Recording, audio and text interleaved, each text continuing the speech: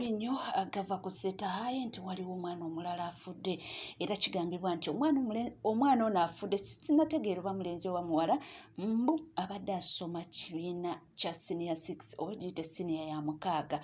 era owulira awo okanyolagana awo ng'abazadde oba bazadde nga bakambwemukko jjukira twali tukyali mu mawulire g'omwana oli Elishama okufaako okwaleka Abannayuganda nga balina ebibuuzo bingi naye nga ansa ntini paka olunaku olwaleero era twali tukyali awo omusomesa eyali agezaako kubanga providinga information ng'agiwa abazadde naye n'afa mu ngeri etaategerekeka bamuteega mu kkubo ng'ava okusomesa ne bamutta era ebintu ne bigootaanira awo paka olunaku olwaleero kakati amawulire amalala gavaayo geego nti waliwo omwana omulala afudde ekibuuzo kiri nti kiki ekigenda mu maaso kiki ekiri mu masomero gano nze naawe naye nga ebivaayo bambi mawulire si malungi ate nga tweyongerayo maaso n'amawulire ag'enjawulo waliwo ebbujje kubanga mwana muto nnyo ali mu maziga akaaba agamba nti bawasista we amukozesa buli kiro nti buli lunaku naye bannange mwana muto kale wakiriko abeere wa secondary bebi nnyo ono gwenjogerako uno akozesa ekiro nnyumiza akozesa atya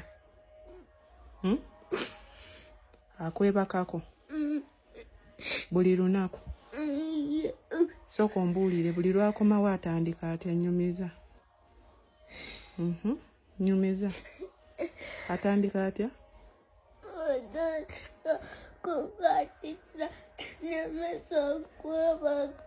n'akulemesa okwebaka Semuwemba mujje muwulire Semuwemba Amiru mujje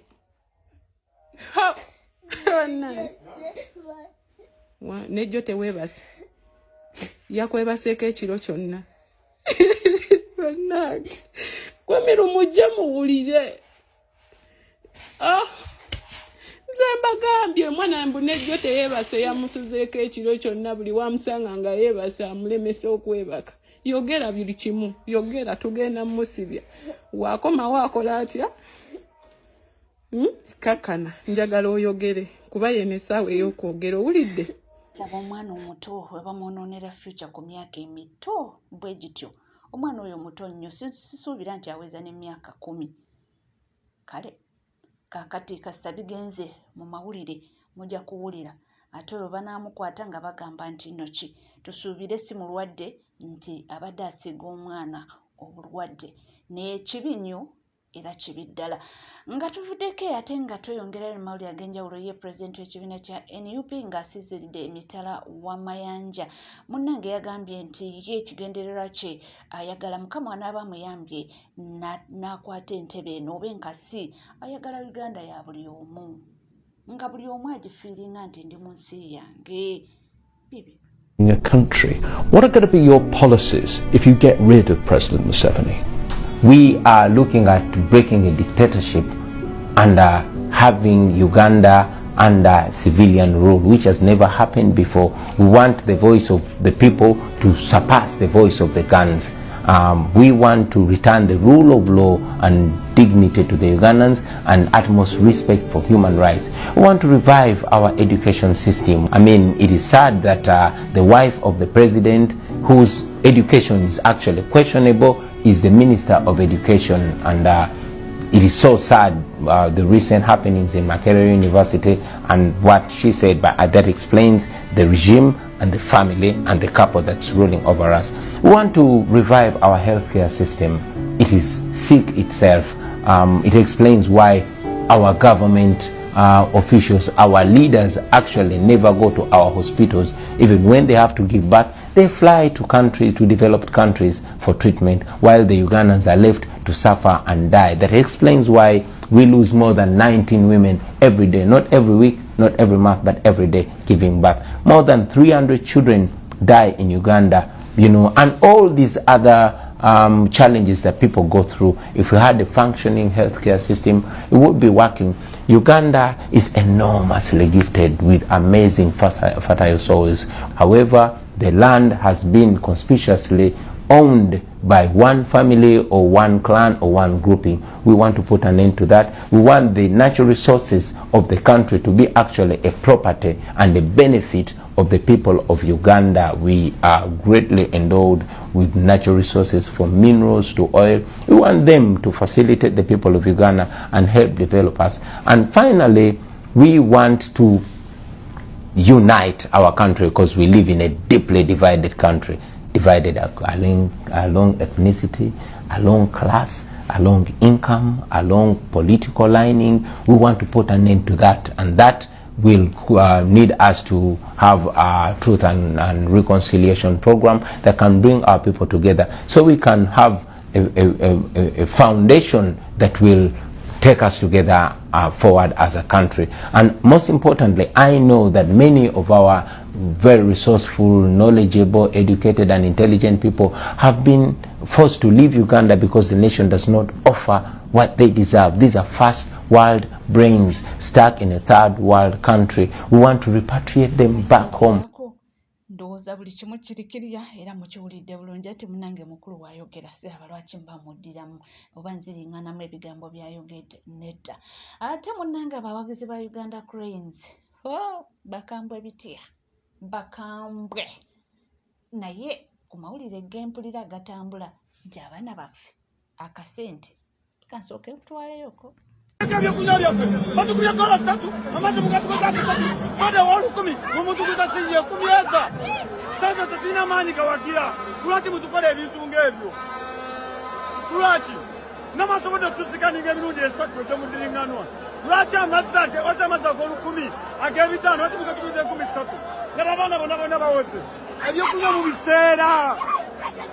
wano mwangaliza ggwanga naffe tugaliza ggwanga kolesewo emirimu gyaffe gy'okupoota kolesewo emirimu tulina byakunywa mu kiseera 13 amazzi ag'ebitaano soka gula ggwe wekalina okuddayo ntambulira 15 kuva wetereze laba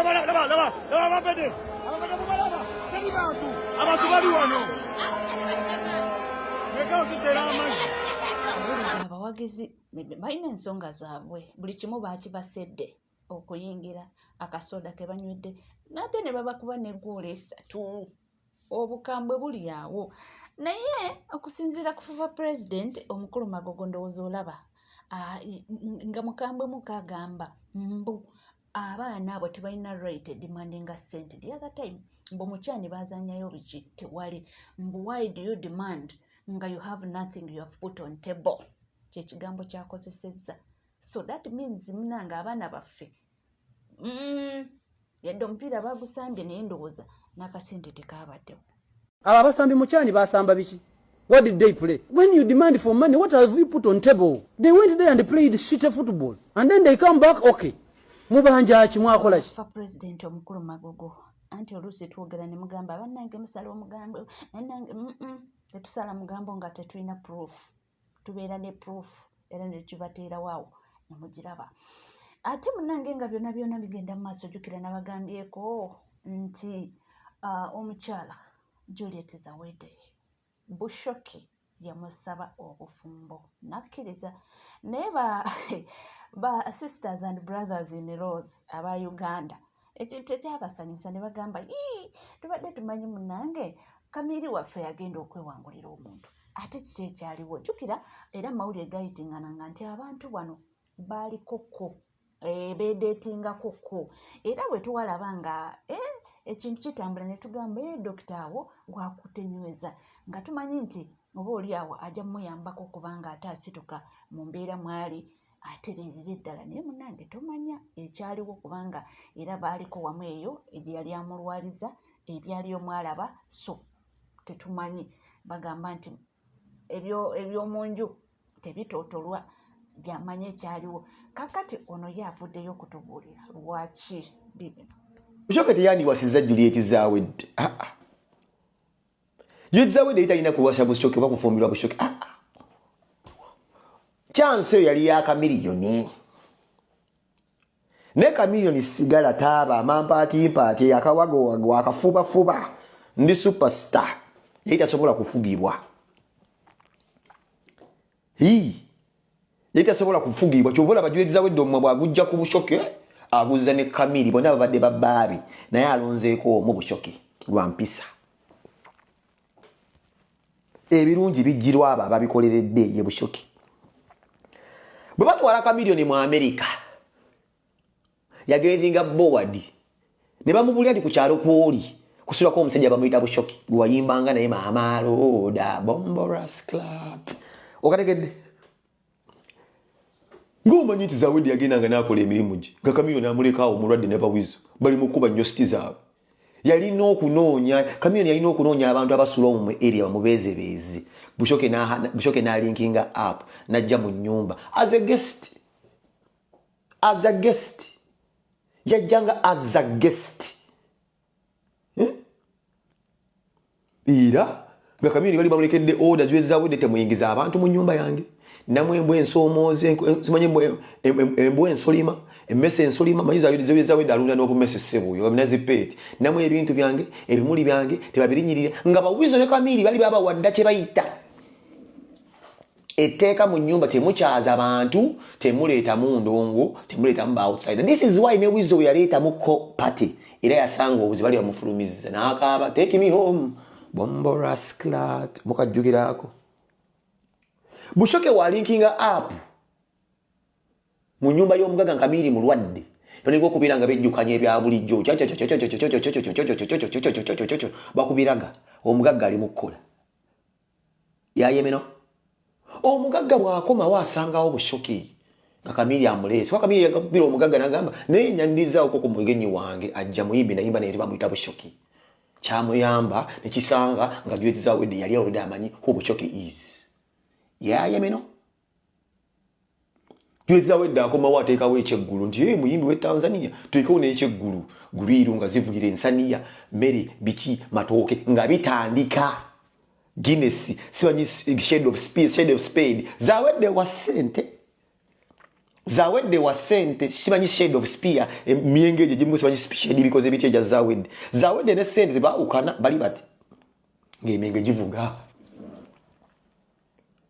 iri mingi javuga Bushoke nga bamuwa uba ngemuvuga ku kyalo kwe nyino ba Boston oba wasaba Massachusetts ngemutwala jasula Kamili ngaddeyo katanda mulwadde akataago wizo ngadde eri mu nyositi zenga akubalaga Zawedde nga agenda mu lumu ye ero weekend yali nga weekend obemu kuba Bushoke yali asikize permission tinsobola okudda nendaba ku mukwano gwange oba ogenza okukola Zawedde n'agamba nti yes osobola okudda n'obeera ng'olaba ku mukwano gonga mulwadde Bushoke yakoma ko wiki yasembayo manya eyokubiri bwakoma eyokubiri Zawedde yali takoze yali mwali ngali awo era ali abo mukulu wabo bwabwe emmere awabo bwabwe emmere Kamili wali no wizo Bushoke nezimuleeta ne beefuula bawandiika lyrics naye nga gundi watambula tegeeza whisky kuba Milkwesi ne whisky wadde yali yamulwaza naye nga Milkwesi ne whisky yayemino nga bawandiika lyrics kati obuzibu bwajjira bayimba akayimba tibagala bakaproducing awo Bushoke nga agenda akuba tune ne mukuba tune yalina okubeera nga akola kye bayita rehearsal oba bayita bikibi nga simanyi melody simanyi gundi mulijje simanyi vibe nagenda yimba sekenameketa mesena bibi mama loda Zawedde yali ali mukuwa bwabwe nakola ati N'agamba awakaye wange waliwo Chris Brown oba. Ne bamugamba no. Ono bamuyita Bushoki. Si byange mbuulidde mu Chameleon ekyamulemesa mampanti mbu yeerabawo mbu superstar tagambwako tayogerwako mbu biibyo. Mujjukire waliwo juzi akatambi akatambula ennyo nga ebwayise nga lwaba abavubuka abaali baagala kuba chairman Nyanzi ne bamukakasa nti tetukuwagala genda naye kyagenda okuzuulwa mba abavubuka bano waliwo ekibinja oba abakulu mu NRM ababasasula ne babambaza uniform za NUP babeere nga bahumiliatinga abakulembeze ba NUP era bibino munnange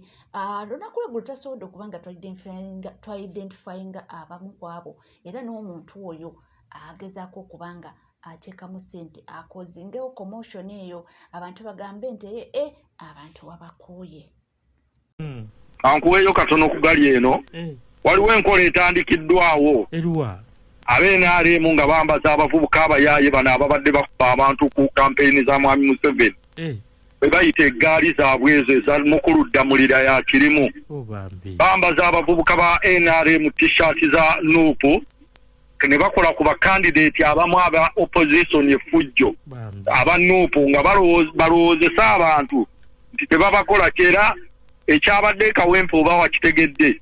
bawendulidde abavubuka abo chairman Nyanzi bagezeeko okukyankalanya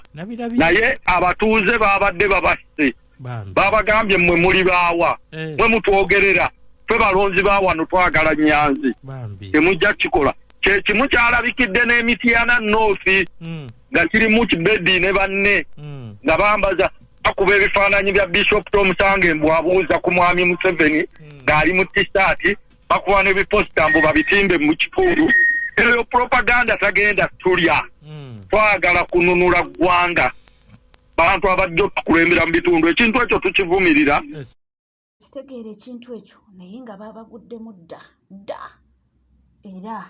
bo bagenza okukola obubadi obwo ng'abantu babategedde nti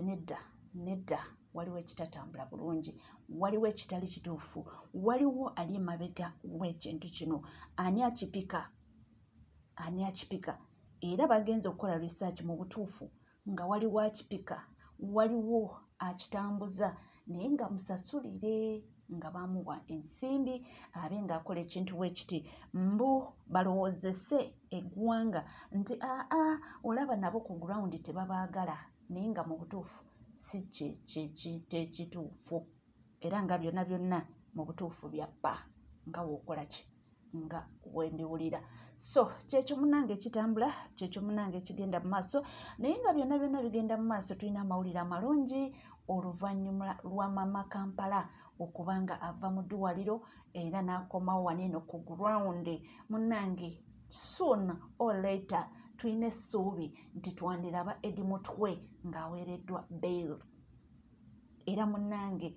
oluvannyuma lwa Honorable Shamim Malende okomawo n'agamba nti nedda we nakoma munange kantandiikirawo kubanga nkola emirimu gy'abaana bano baveeyo jjukira tubeetaaga mu protest vote era nga essuubi ddene nnyo olaba abitandiiseeko kyentegeddeko nti Eddie Mutwe